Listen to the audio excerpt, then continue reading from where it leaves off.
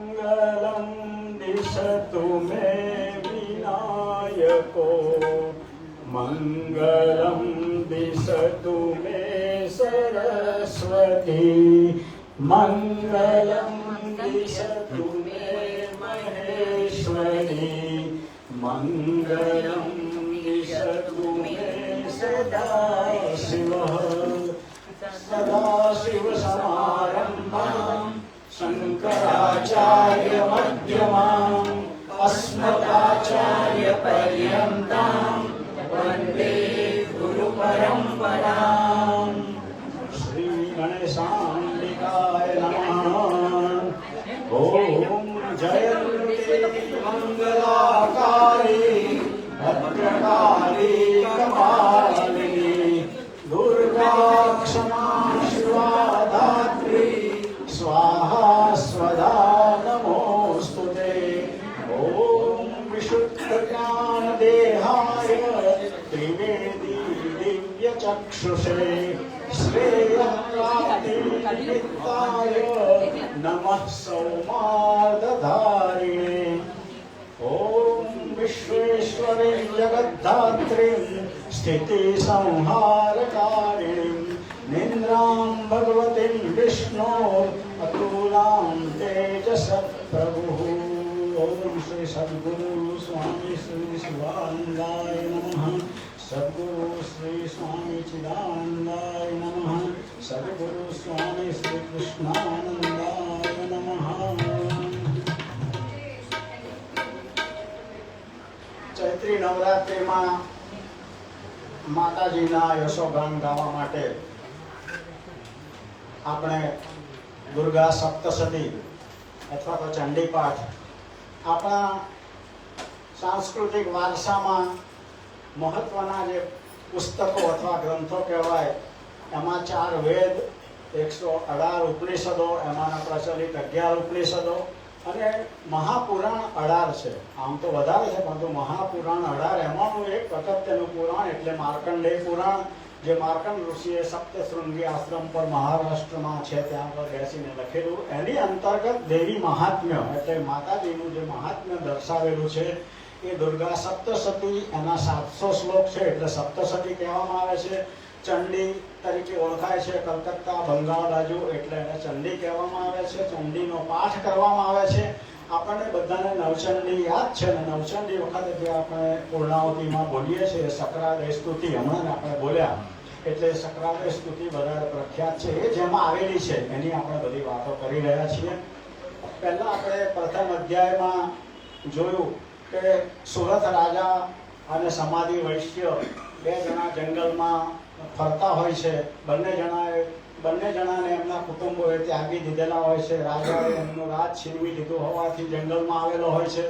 વૈશ્ય જે સમાધિ છે એના કુટુંબીઓએ એનું ઘર મિલકત બધી પડાવી લીધી હોવાથી એ પણ જંગલમાં નીકળી ગયો હોય છે। પરંતુ ત્યાં આવ્યા બાદ પણ એમને પોતાના કુટુંબની ચિંતા સતાવતી હોય છે કે છોકરાઓ શું કરતા હશે, રાજ્ય બરાબર ચાલતું હશે કે નહીં, પૈસા બરોબર એ લોકો સાચવતા હશે કે નહીં। આવા બધા વિચારોથી ગ્રસિત થયેલા તેઓ વિચારતા હતા કે આપણે શું કરવું જોઈએ। ત્યારે મેધસ ઋષિનો આશ્રમ નજીકમાં દેખાય છે। મેધસ ઋષિના આશ્રમમાં એ બંને સમદુખિયા પહોંચી જાય છે। ઋષિને વિનંતી કરે છે કે અમે આવા મોહમાં શા માટે પડી ગયા છીએ, તો એનું અમને કંઈક માર્ગદર્શન આપો। ત્યારે મેધસ ઋષિ એમને કહે છે કે આ બધી મહામાયાની જ માયા છે, જેને આપણે યોગ માયા કહીએ, મહામાયા કહીએ, જગતજનની કહીએ। એ જ આપણી અંદર વિદ્યા રૂપે જો આવે તો જ્ઞાનની પ્રાપ્તિ સુધી બ્રહ્મ તત્વ સુધી લઈ જાય છે અને અવિદ્યા રૂપે આવે તો આપણી અંદર મોહ અને માયામાં આપણને ફસાવી દે છે। એટલે આ તો ભલભલા પંડિતો અને મોટા મોટા જ્ઞાનીઓ પણ આવા મોહમાં ફસાય છે। એટલે તમે તો સામાન્ય મનુષ્ય છો એટલે કંઈ ચિંતા કરવાની જરૂર નથી, આમ આશ્વાસન આપે છે। ત્યારે એ બંને જણા કહે છે, રાજા કહે છે સુરત તો પછી એ તમે જે મહામાયાની વાત કરી, માતાજીની વાત કરી, એ માતાજી કોણ છે, ક્યારે જન્મ્યા, કેવી રીતે ઉત્પન્ન થયા, એમનું કાર્ય શું છે એ બધું અમને વિગતવાર કહો। અને એ મેધસ ઋષિ જે સુરત રાજાને અને વૈશ્યને સંભળાવે છે એ કથા એટલે દુર્ગા સપ્તશતી। પ્રથમ અધ્યાયમાં વધુ કૈટભનો વધ કરવામાં આવ્યો। નારાયણ આખી પૃથ્વીનો પ્રલય થયા પછી જળમાં સૂઈ ગયા હતા તે વખતે મધુ કૈટભ એમના પ્રાણના મહેલમાંથી જન્મ થાય છે બે અસુરોનો. જન્મ થતાની સાથે જ બ્રહ્માને મારવા માટે લોકો ધસી જાય છે. બ્રહ્માજી ગભરાઈને હવે કે શું કરવું, તો વિષ્ણુ પાસે જવું જોઈએ. હવે વિષ્ણુ ભગવાન તો નિદ્રામાં સૂતેલા હતા.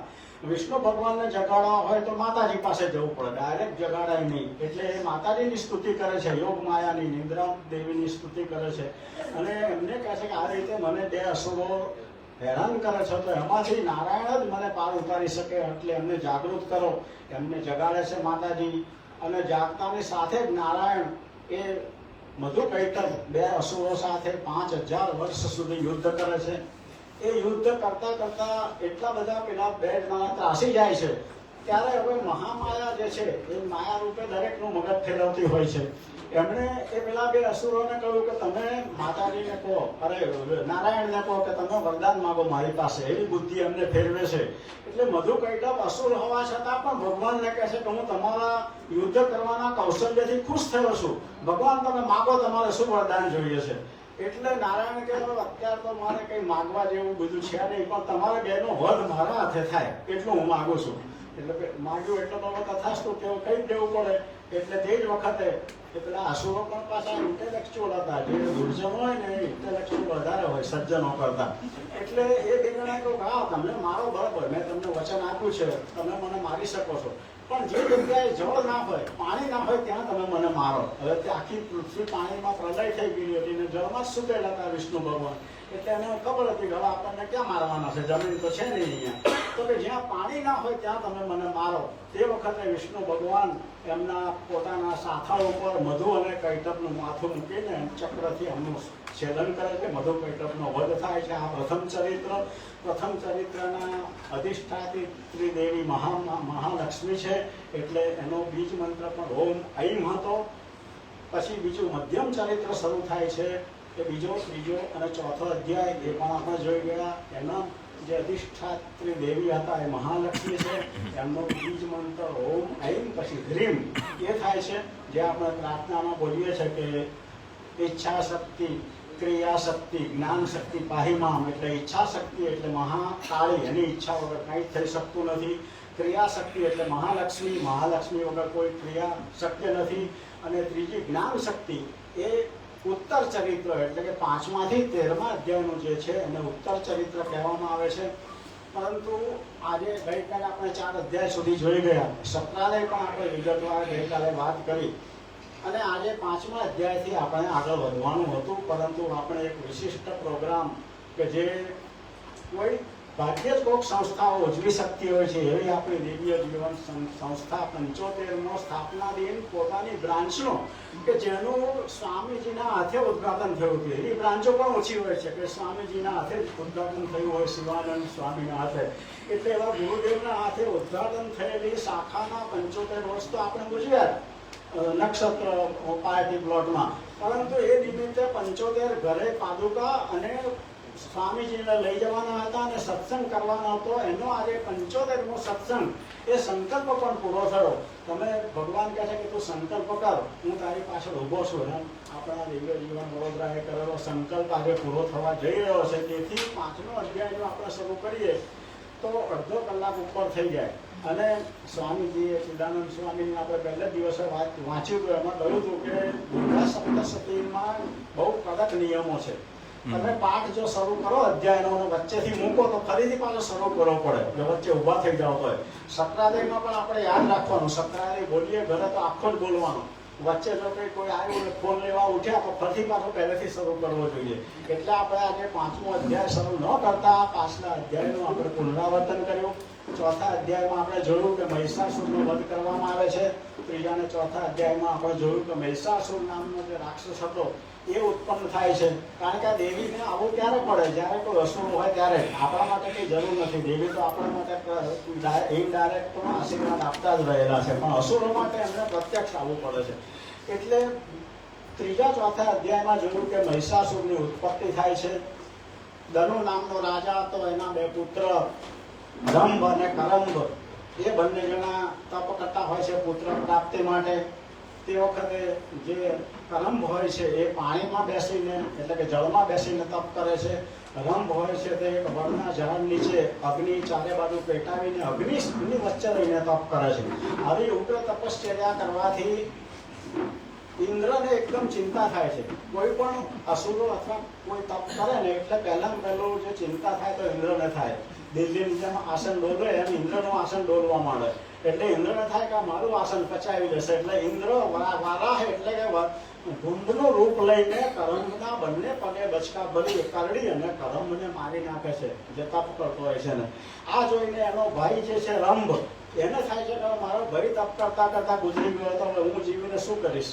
એટલે એ પણ પોતાનું બલિદાન આપવા માટે તલવાર લઈને માથું કાપીને અગ્નિદેવને સમર્પિત કરી દઉં એવા સંકલ્પ સાથે તૈયાર થાય છે. ત્યારે અગ્નિદેવ પ્રસન્ન થઈ અને એકદમ એને રોકે છે કે તું શા માટે બલિદાન આપે છે, એમાંથી તને શું મળવાનું છે આત્મહત્યા કરવાથી. એના કરતાં તું જીવ, તને જે જોઈએ તે વરદાન આપું. ત્યારે કહે છે હવે હું તો પુત્ર પ્રાપ્તિ માટે જ આ તપ કરતો હતો, તો મને એવો પુત્ર આપો કે જે દાનવ માનવ કે કોઈનાથી પણ મરે નહીં અને જે જોઈએ તેવું રૂપ પોતાની રીતે ધરી બદલી શકે એવા પુત્ર મને મળે એવું તમે આશીર્વાદ વરદાન આપો. અગ્નિદેવ કહે છે તથાસ્તુ, પરંતુ તું જેમાં તારું ચિત્ત જશે, જેનો વિચાર કરતો હોઈશ એવો પુત્ર તને જન્મ મળશે. એટલે પેલો તો તપ કરીને પાછા જતા વિચાર કરતો હોય છે. એમાં રસ્તામાં સરસ મજાની ભેંસ જોવે છે. કહો કેવી સરસ ભેંસ છે, આમ એનું મન આકર્ષિત થાય છે. એટલે એને ભેંસ જેવો પુત્ર થાય છે. મહિષાસુર એટલે નામ પડ્યું કે મહિષ એટલે કે ભેંસ, એના જેવો પુત્ર એને થાય છે. પછી રંભ પણ થોડા હજારો વર્ષો સુધી રાજ્ય કરે છે અને જ્યારે એનું દેહાવસાન એટલે એને પણ યુદ્ધમાં મરવું પડે છે ત્યારે એમાં શરીરમાંથી રક્તબીજ નામે ઉત્પન્ન થાય છે. એટલે રક્તબીજ અને મહિષાસુર બંને રંભના પુત્રો છે. મહિષાસુર મોટો થઈને એ પણ તપ કરે છે. એણે બ્રહ્માજીનું તપ કર્યું. બ્રહ્માજીનું તપ કરીને બ્રહ્માજી પાસે આશીર્વાદ વરદાન માગે છે કે મને પણ એવું વરદાન આપે કે હું કોઈનાથી મરી શકું નહીં, અમર. બ્રહ્માજી કે અમરત્વનું વરદાન તો મારાથી અપાય નહીં. જાતસ્ય હિ ધ્રુવો મૃત્યુ, જે જન્મે એને મરવાનું નક્કી જ છે. તેથી તને મરવાનું અમરત્વ તો આપવું નહીં, પરંતુ તમે કોઈથી મરી શકે નહીં, માત્ર સ્ત્રીથી મરીશ તું. તો વાંધો નહીં, હવે સ્ત્રી તો તું જ છે. મેં આખા દેવોને બધાને આટલા બધા કાબુ કર્યા છે, તો સ્ત્રી મારી આગળ કંઈ હિસાબમાં નથી, એટલે સ્ત્રીથી મરીશ, વાંધો નહીં, એટલું એ કબૂલ કરે છે. પછી મહિષાસુર બધા દેવોને પોતાના કાબૂમાં લે છે, આખા સ્વર્ગનું અધિપત્ય ભોગવે છે, બધા દેવોને ત્યાંથી કાઢી મૂકે છે. દેવો ભેગા થઈને માતાજીની સ્તુતિ કરે છે, માતાજી પ્રસન્ન થાય છે અને મહિષાસુરનો વધ કરે છે. આપણે ગઈકાલ સુધી જોઈ ગયા. આગળની વાત 5મા અધ્યાયની ઉત્તર ચરિત્ર આપણે આવતીકાલે ફરી ભેગા થઈશું, ત્યારે જોઈશું. અંબે માતા કી જય.